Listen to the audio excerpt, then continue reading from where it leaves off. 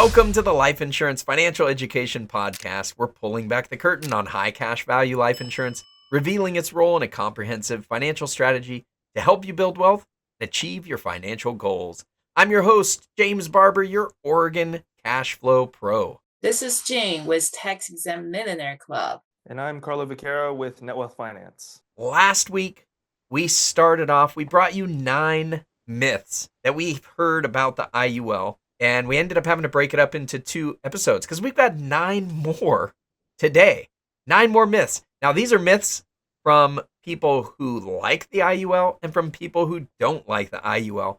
We're tackling all of them. So if you haven't seen it yet, check out last week's episode for the first 9. We are going to dive into the next 9. Starting off, this is number 10. The first myth is the cost of insurance in an IUL is high. It's too high. It's always high. I've heard all kinds of these things, but basically the myth is it costs too much for the insurance inside of an IUL, and it's going to cause your policy to lapse. Well, it's definitely a myth. The reality is the cost of insurance can vary based on the factors like age, health, and the amount of coverage. It's actually a much lower cost of insurance than whole life when you are younger. It's only get expensive in older age, like 65 years and up, because it's annual renewable term. Yes, and I would add so that lower cost of insurance when young can really help with cash value growth in those early years, and that can end up helping with the compounding as you get to those later years when the insurance does get more expensive. Yeah, IULs utilize annual renewable term insurance. That means the cost of the insurance is going to be based on what is the likelihood you're going to die this year.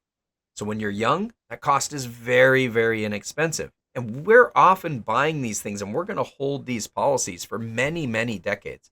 So there could be a lot of years of growth and compounding of cash growth up against very low expenses before we get to a point where the insurance might be considered expensive. Well, by that time, we should have grown the cash value to so much that even an expensive cost of insurance is a very, very small percentage of the cash value in the policy. Now we're talking proper designs, a proper amount of insurance. I mean, clearly policies can be designed poorly, as we've discussed before. Policies can be designed poorly and the cost of insurance could be way higher than somebody is funding it. That's usually the risk in these things. Not so much that the cost of insurance is just expensive and it's going to cause your policy to lapse. We're looking for a cost of insurance when we get into old age that's going to be like 0.1% or 0.2% of the cash value in the policy. Basically no chance that that policy is going to lapse in those scenarios unless you just take out too much money. I'd say there's a situation I recall with one of my mother's first cousins. She had an IUL policy that was surely not properly designed. And this is probably where you'll run into the stories around that. And the cost of insurance got way too high. It didn't have a good amount of cash value as she got a little bit older. So that is what you'll hear the horror stories around IULs. And so proper design is the most important thing. And when you fund it properly with that proper design, then you won't have cost of insurance outweighing the possible growth in those later years. Yeah, good points. That's what we see. There are a lot of IULs out there that are at risk of lapse or have lapsed due to the high cost of insurance. But that was a policy design and a funding issue, not a product flaw. So, and that kind of takes us into the next myth. The next myth being, in an IUL, you don't see cash value for a lot of years, or you don't have access to cash value for a lot of years. So the reality is that an IUL, you can have over 90% of cash value that is accessible in year one when properly designed and funded, especially if you do optimized blends of that term insurance that we talked about in a previous episode. So it can be very high percentage of cash value in an IUL in year one. When we were discussing the difference between whole life and IUL, we mentioned about the cash accumulation. So a well-designed IUL can actually help you accumulate cash value in a much faster speed. Yeah, I mean, everything comes down to design and funding. If it's designed properly, there's no reason There's no fundamental reason that you're going to see whole life do much better or even much worse than an IUL in the early years. The returns on these things are usually going to be fairly similar. One might be better than the other in any given year, obviously due to index returns, but we could see a big difference down the road due to some compounding effects. If we get some really good returns, or on the flip side, if we get some really bad returns on the IUL. So we can see a difference down the road. But for the cash value, it's basically absurd for anybody to imply that you're not going to have access to cash value for a number of years. Now, there are some carriers that will not allow you to take a loan in the first year, or the loan type that you can take might be limited in the first year. That's a real thing. You got to be aware of that. But outside of that exception, definitely, I think we busted this myth. I do want to add something. You can surely design both an IUL and a whole life policy to have zero cash value for multiple years. And that is not at all what we want for our clients. So if you see that in a policy and your goal is cash value, you probably shouldn't go with that. And to be clear, the reason we don't want to see that for our clients is because it usually means you've got higher expenses and you'll have less money in the future. So it's not just this magical thing of having access to early cash value that is the be all end all. The specific reason for that is because it almost always translates into more cash value down the road. There is an exception to that as well, though. Some policies can be designed where they add a rider that costs the client extra money but gives them more liquidity. So you could have a high expense design that's made an even higher expense design, but the client wouldn't know it because the rider does away with surrender charges and it gives them access to cash value that they shouldn't otherwise have access to because it's not a well designed policy. There is something to be aware of there. Oops. So I kind of touched on a little bit in the next myth, but there's a bit of a difference between number 11 and number 12. Number 11, the myth was you don't get cash value for a number of years. Number 12 is you can't access the cash value in an IUL or as much cash value as you would be able to in a whole life because of the surrender charges. Actually, the reality is IULs generally have a similar cash value to premium ratio as whole life. But as we mentioned several times, policy design is the key to reducing the surrender charges without adding any expensive riders. And the surrender charges, they can be present in whole life. It may not be transparent that that's there, but you do end up with basically the same effect in a whole life policy. So it's not really altogether that different. Good points. I do think that internally, whole life policies carry some type of surrender charges that are associated with how much it costs the company to put that policy in force. It's just not disclosed. None of the expenses are disclosed in a whole life. But there's whole life agents out there that like to make it seem as if these surrender charges in an IUL are unique and present a problem that you don't get in whole life. Well, the reality is if you have a high expense design in whole life due to excessive commissions or you're paying too much in insurance compared to what you're funding it at, you're not going to see as much cash value, just like we see in an IUL that's not properly designed and funded. So we've had a couple of myths busted that we hear from people who would much rather have you buy a different product than an IUL. The next couple coming up are from people who really want you to buy the IUL, and they're going to try to say whatever they can to convince you that the IUL is the best thing you can get in the world. So myth number 13, you should abandon your 401k and Roth accounts in favor of contributing to an IUL. So the reality is that all of these tools and all of these assets can be beneficial for a given individual circumstance. And we shouldn't abandon traditional retirement or investment accounts just to do all IUL. There are certain circumstances where it might make more sense to focus on an IUL or whole life first, but reality is you should target doing some different buckets of investments and assets that are secure and can have really high growth, because these are things that can help you in your retirement and your legacy planning. And we shouldn't just choose one thing. Diversification is a good tool for increasing odds of success. We always say don't put the eggs in the one basket.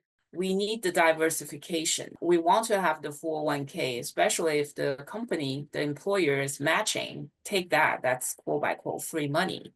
We want the Roth IRA. We cannot fund tens of $1,000s of the Roth IRA. It's only limited amount. Take advantage of all of that, and then you could accumulate your financial wealth in a much faster way. Yeah, essentially, there's no magic bullets when it comes to financial success. The IUL isn't going to be the magic bullet that you only need this one tool in order to reach financial success. The phrase, don't put all your eggs in one basket, is definitely applicable here. There's a reason that almost every credible financial planner preaches diversification. Things aren't always going to go smoothly in pretty much every investment. And it's human nature to question the strategy that you're doing, the whether you want to continue funding something if it's not going exactly how you hoped it would go. Diversification helps to overcome the natural instinct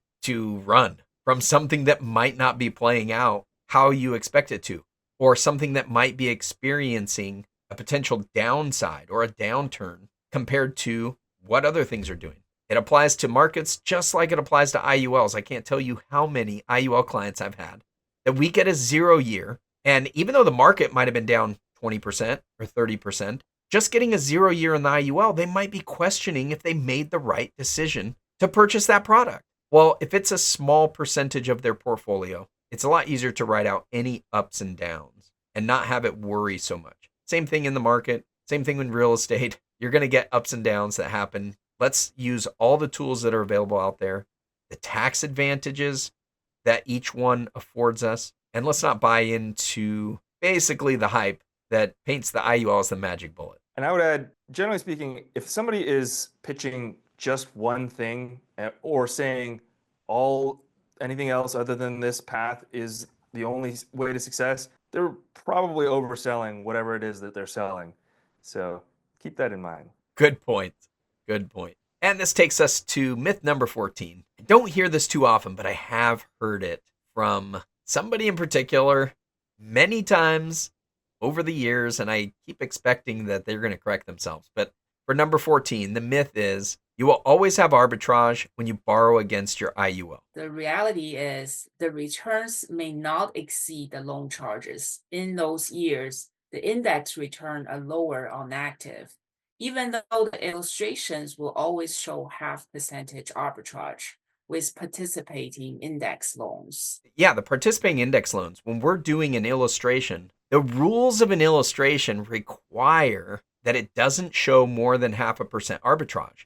And so the reality is all the carriers show 0.5% arbitrage when we're doing participating index loans. But that may not be the reality. I would add that in my own policy, I'm probably going to have positive arbitrage this year, but in previous years, I've not had arbitrage. You can have zero credit sometimes, so it is a reality that you won't always see positive arbitrage when you're borrowing against your policy. Okay, the next myth. This one I tend to hear from people who are not very big fans of IULs. They're not even big fans of the stock market, funny enough. But the myth number 15, you should always use the S&P 500 indexes inside of an IUL. So the reality is that the S&P indexing strategies will often come with a cap or a spread or lower participation rates. So they're not always the best option within a given IUL product. Sometimes other types of indexing strategies can be more advantageous for a given person's situation. That's why different carriers will give us different choices. Sometimes we need to go inside our policy and see what's available and how we want to allocate those indexes.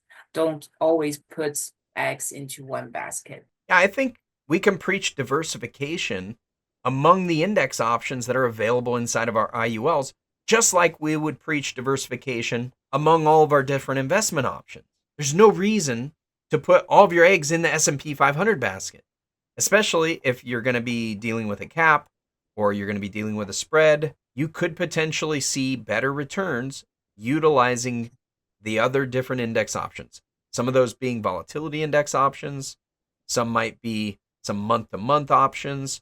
You could have some blended index options that can do well. This is something that you're going to want to talk to your agents about, get their opinion, and maybe even get an opinion from somebody you know that's in the stock market. Basically, get as many opinions as you can for how the market might work for the next year when you have to decide how to allocate among the different index options that are available.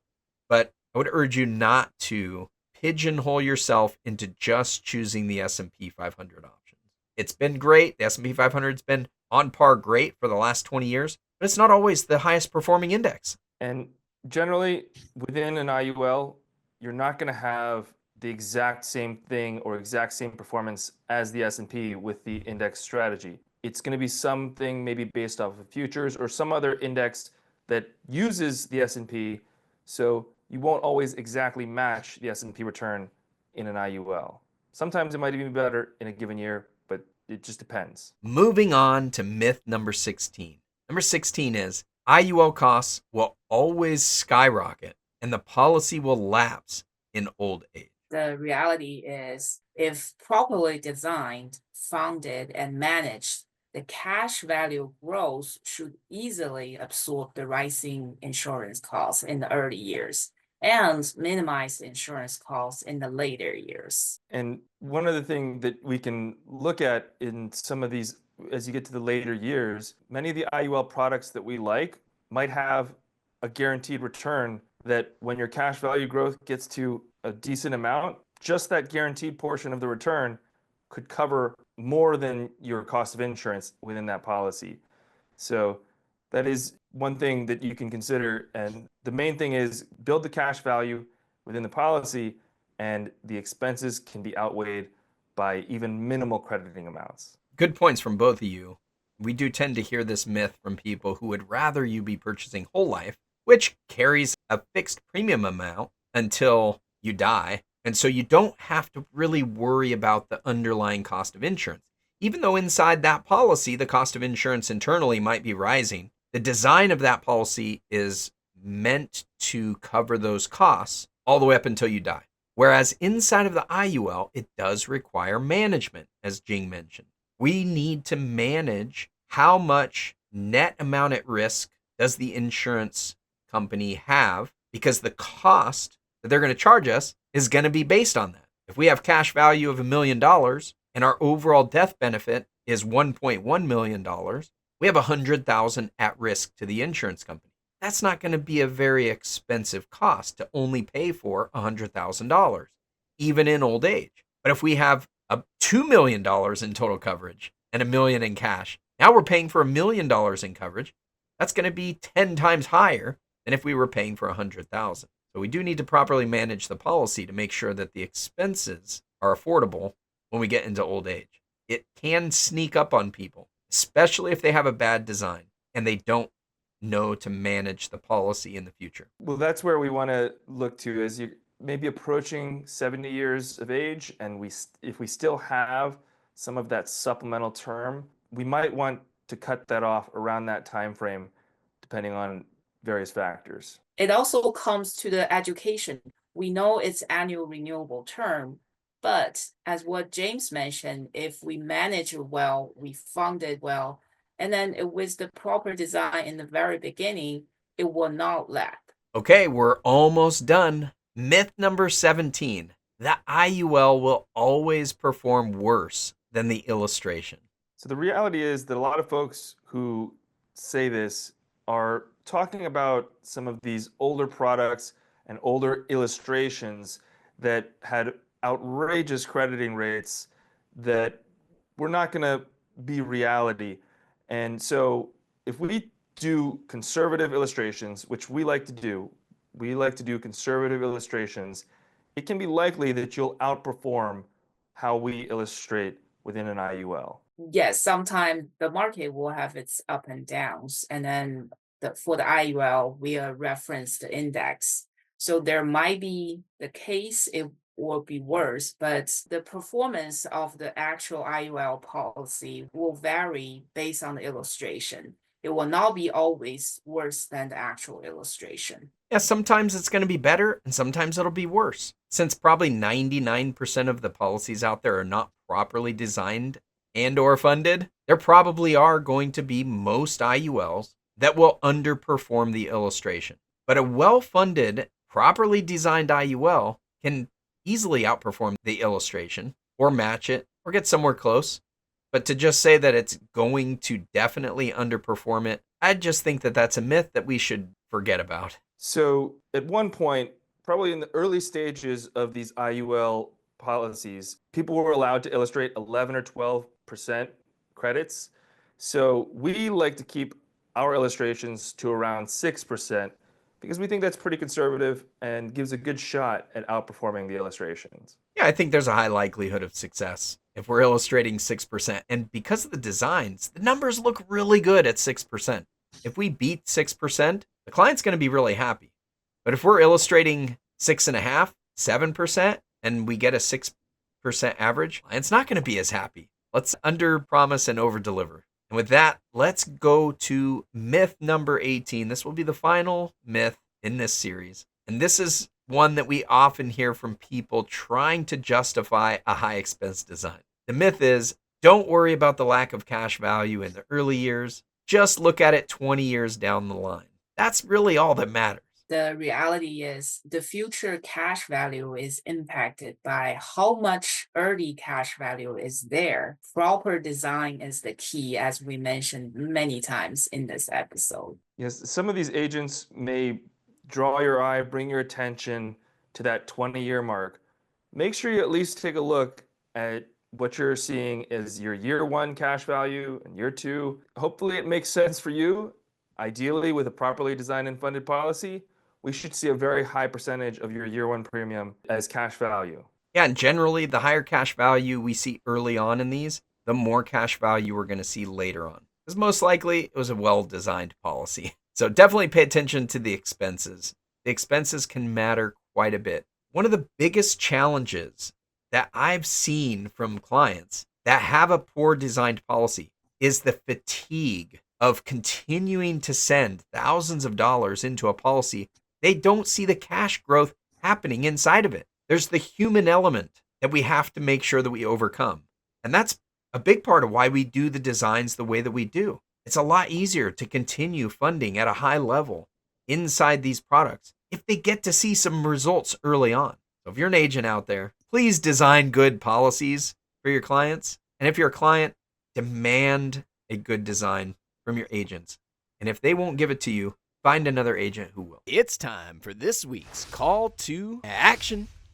So I'd say with that, this week, your call to action is if you're having a conversation with an agent, you're getting illustrations, and it doesn't feel right, it doesn't look right, maybe reach out to one of us, book a meeting, and we can show you illustrations that we put together to minimize expenses and maximize your cash value. So if you're interested in high cash value policies, reach out. Also, talk to several agents. Let them explain why you need to do this. What's the funding scenario? How much you can get out of this policy at your retirement age, if that's your goal, and how much cash value you can get in the early stage if you want to practice IBC. We really encourage all our clients to study and then talk to as many agents as possible to learn from each agent as well, since everyone's interpretation might be a little different. But the goal at the end will be for you to understand the IBC policy, understand this IUL you're purchasing, and also manage it well, fund it well. So this IBC can be a powerful tool in your toolbox, in your asset accumulation. I don't know that I would say talk to as many agents as possible, but you Okay. definitely can benefit from talking to a few different agents. Each one's going to have their own opinions. They're going to have their way of doing things, and they're going to make a recommendation. And you're going to use everything that you've learned to help narrow down and decide which agent you ultimately want to work with. There's nothing wrong with shopping around. It helps to make sure that you're going to get the best deal and you get a variety of advice, some of which you'll use, some of which you'll discard. But at the end, it should help. It should help you have a better overall financial portfolio with better products inside of it. So I agree with the call to action. Reach out to an agent, whether it's us or others, and take everything that you're learning from our podcast and make sure that you're getting the best designs that you can get. With that, I'm James Barber, your Oregon Cash Flow Pro. This is Jane with Tax Exempt Millionaire Club. And I'm Carlo Vaquera with Net Wealth Finance. I have went ahead and changed my YouTube channel to also be at Net Wealth Finance to simplify things. So you can find me on YouTube at Net Wealth Finance. And with that, we will see you next week where we're going to be talking about how to use your high cash value policy. Practice infinite banking.